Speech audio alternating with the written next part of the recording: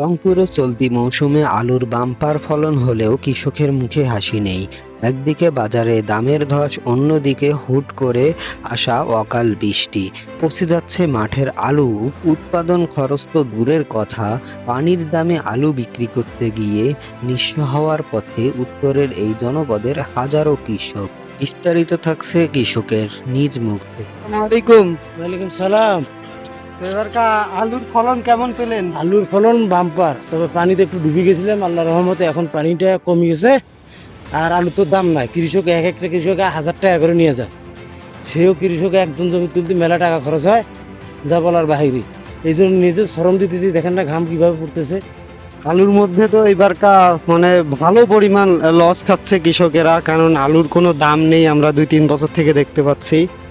সেটা তো ঠিক আছে, অনেক পরিশ্রম হইতেছে, আর আলুর দাম নাই, সেই হিসেবে আলুর ফলনও মোটামুটি আছে, ভালো তা না, কিন্তু কিছু হ্যাঁ সরকার থেকে একটা উদ্যোগ দিলে কিংবা ভালো একটা রেট পাইলে কৃষকের ভালো হতো। সামনে বারে অনেক লোক ওয়াদা করে ফেলাইছে আর আলু করবো না, কি জন্য? এটা তো খাটনি বেশি, আলু টানাটানি করা লাগে বেশি, এই হিসাবে এরা আর কীভাবে আর আলু করবো না।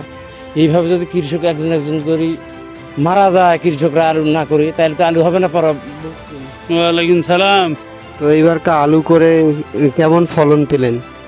আলুর ফলন যাই আছে, বাংলাদেশে তো সরকারে নাই দাম দেয় কে। আলু তো এমনি অবিক্রি, আরও আল্লাহ দিছে জড়ি, এগুলো তো ভিক্ষা করা লাগবে। আলু আবাদ করি, কত মানুষ ভিক্ষা করে, ভিক্ষা করা ছাড়া উপায় নাই।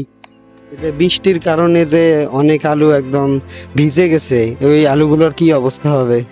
ওগুলা তো গেছে, আল্লাহ দিছে, আল্লাহর রহমত, ওগুলা গেছে, কিন্তু বাজার নাই। এখন দিয়ে আলু দিয়ে কী করবে? আলু হইলেও মরণ, না হইলেও মরণ। হইলে তো কামলার পয়সা দেওয়া লাগে, না হইলে তো আবার আরেক মরণ।